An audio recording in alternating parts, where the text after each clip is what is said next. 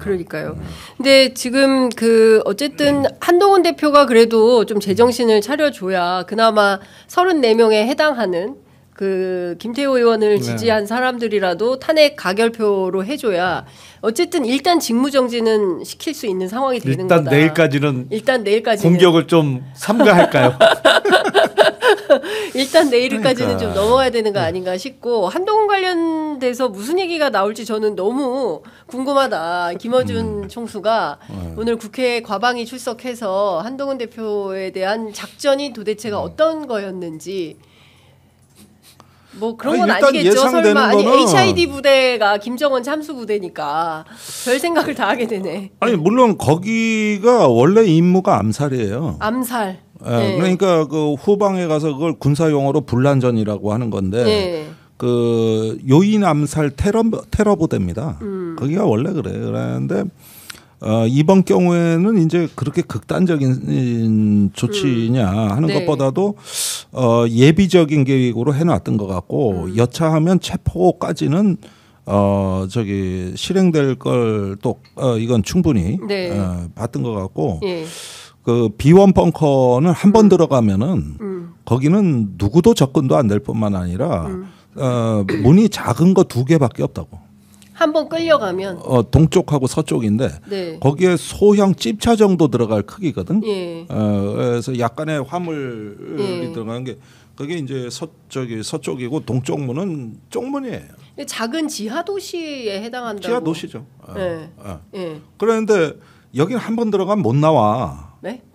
그게 뭐냐 하면은 의원님들 가실 안내해주지 않으면. 아니 저는 의원님 가실 뻔했는데. 저는 합참 근무할 때 들어갔었죠. 네. 아니 그 안에서도 길을 잃어버릴 수 있다고. 그러니까 이게 한동훈 같은 사람이 거기 들어가가지고면은 길을 못 찾아요. 이건 완전 봉쇄되는 거거든요. 그래가지고 거기 어디 식당 같은 데를 굴금 시설로 바꾸지 않겠어요? 네. 그래가지고 가둬버리겠죠. 일단 거꾸로 매달아 놓고 시작했겠죠. 아이고야 무섭습니다. 그 작은 방도 많아요. 네. 그런데 딱 가다 버리면 취조실 같은 게 있겠지. 아니 만들면 돼요. 거기는 방이 그렇죠. 워낙 많아요. 시설 그 지하로 그냥 웬만한 건물 큰 건물 하나가 지하에 들어가 있다고 생각하시면 돼요. 건물이 지하에 몇 층 건물이요? 그게 아니 꽤 길어요. 그러니까. 한 5층? 최소 5층. 그러니까 5층짜리 지하로 꽤 큰 건물, 큰 건물이 한 지하에 들어가 있다고 보시면 돼요. 엘리베이터도 있어요? 아니 그렇게 수직으로 된 게 아니라 넓다는 뜻이에요. 그걸 합치면은 몇 층 건물 크기란 뜻이고 물론 그 약간씩 뭐 지하 지상 이렇게 그 구분되는 계단은 일부 있습니다만은 전체적으로 따지면은 복합층이 아니라 한 층으로 돼 있다고 봐야 되고. 근데 이제 넓기 때문에 그리고 이제 이게 천장도 낮아요. 그래가지고 뭐 찝차 정도 왔다 갔다 할 수 있어요. 그리고 저 길이 조금 복잡해. 길이 복잡하다. 자, 방금 속보가 들어와 있는데요. 윤석열 대통령이 마용주 대법관 임명 동의안을 국회로 보냈습니다. 그리고 여전히 대통령이네. 나 환장하네 진짜. 그러니까 이선 후퇴 뭐 이런 거는 씨알도 안 먹힐 얘기를 한 거예요. 국힘에서. 그 뭐 2월 무슨 하야 4월 대선 뭐 이런 그러니까 오늘 대법원에서 성명이 나왔잖아요. 그 이재명 무죄 때린 판사 그거에 대해서 격분한 성명이 나왔다고. 그 직후에 나왔구만. 뭐 대법원장. 마용주 판사는 뭐 대법관으로서 자격이 없거나 실력이 모자라지는 않아요. 뭐 훌륭한 판사인 건 맞는데 그 사법연수원 동기야. 23기 동기예요. 윤석열과.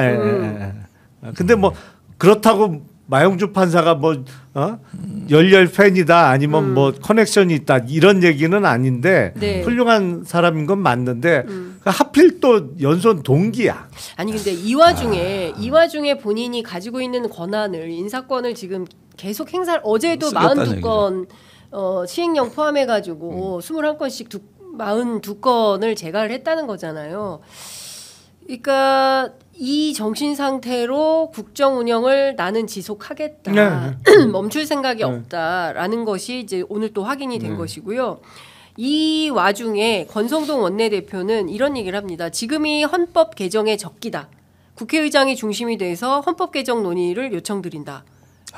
그러니까 시간 끌기 작전이죠. 사실은 네. 개헌이라는 건 어마어마한 작업이잖아요. 그렇습니다. 그리고 개헌을 통해서 지금 국회의원과 대통령의 임기를 맞추자는 주장을 하는 거거든요. 왜냐하면 대통령하고 국회 다수당하고 갈리니까 아무 일도 안 된다. 그래서 총선 대선을 시기를 맞추는 그 개헌 작업을 하자는 주장을 하는 건데 그게 평소 같으면 조금 일리가 있는 말일 수 있는데 네. 그 개헌 작업을 그게 하루 이틀에 되냐고요. 그거 특위 만들어야 되고. 네. 그러니까 그거는 나중에 국민 투표까지다. 네. 아니 그거는 그 국민께 알리는 열람 기간도 있고 시간이 오래 걸리는 작업이란 말이에요. 우리 헌법 절차대로 빨리빨리 진행을 해도 그러니까 네. 최대한 시간을 끌자는 목적인데 문제는 아니 제정신이 아닌 사람을 어떻게 대통령으로 계속 놔두자는 얘기를 할 수 있냐고. 그러니까 그 이면은 그거예요. 제가 보기엔 국힘의원의 상당수는 지금 윤석열을 지켜야 된다. 윤석열이 여전히 좋다라는 이유보다는 지금 탄핵소추가 국회 통과되면 4월 대선이다. 4월 대선을 치르게 되면 이재명 대표의 피선거권이 박탈 안 된 상태에서 치러지는 대선이라 그치. 이재명 대표가 당선된다. 그러면 우리 큰일 난다. 네. 그러니까 그거는 막자. 이 목적으로 이제 이런저런 뭐 질서 있는 퇴진 아니면 개헌 작업을 개헌을 추진하자 이런 얘기를 하고 있는데 네. 되냐고요. 그게 CR도 안 먹히죠.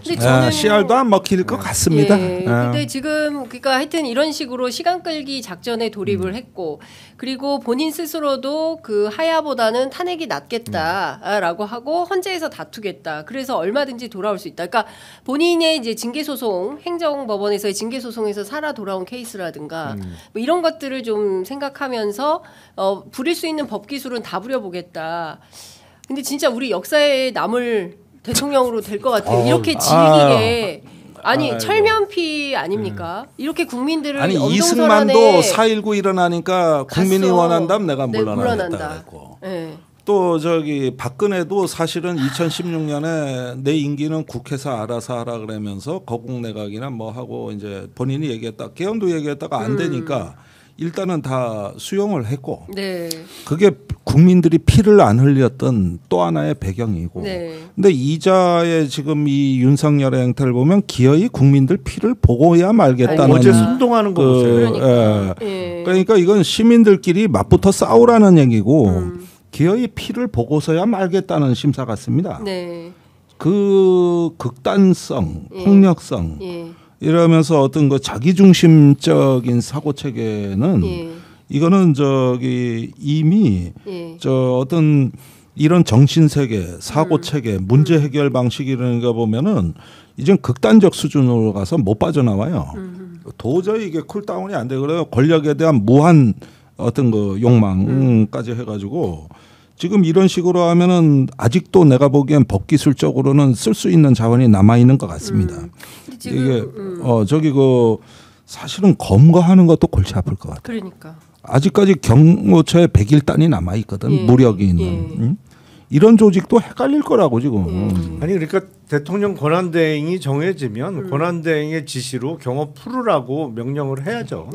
경호 풀고 아마 내일 탄핵소추가 통과된과 동시에 직무는 정지되는 거잖아요. 바로 그 순간 정리가 되는 거죠. 그렇죠. 그런데 이번 경우에는 조금 혼란스러운 게 문제는 한동훈 그럼 권한대행이 과연 제대로 하느냐에 대해 한덕수. 미쳐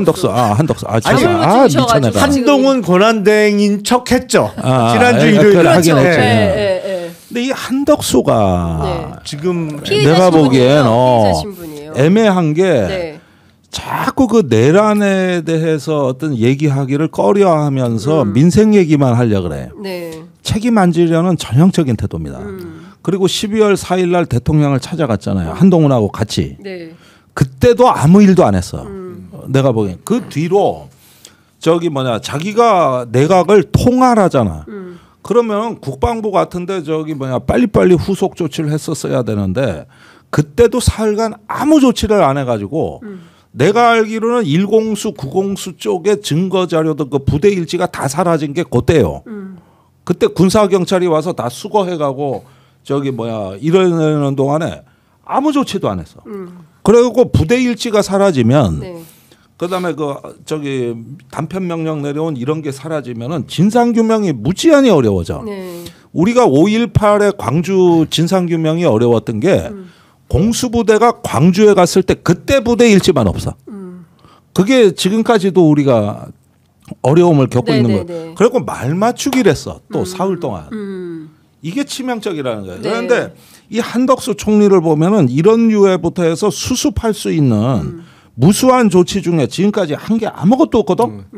아니 근데 이런 것 같아요. 그러니까 지금 한덕수 총리도 마찬가지지만 이 누군가 조력을 하고 있는 거잖아요. 그러니까 기본적으로 그냥 법률 조력 자기가 뭐 누굽니까 지난번에 그 방통위원장 했던 김홍일 위원장을 포함해서 변호인단을 꾸리는 네. 것과 별도로 지금 이 계엄의 여진과 계속 이어지고 있는 후폭풍 가운데 국무위원들 그리고 대통령실 참모들 정진석 비서실장을 포함해서 이런 사람들이 계속 이거를 중단시켜야 되는데 이제 그만 내려놓으시라 해야 되는데 이거 이렇게 하면 빠져나갈 수 있습니다라고 조력하는 조력군이 여전히 암약하고 있다. 오늘 의원님께서 고발해 주신 대목은 그거 같아요.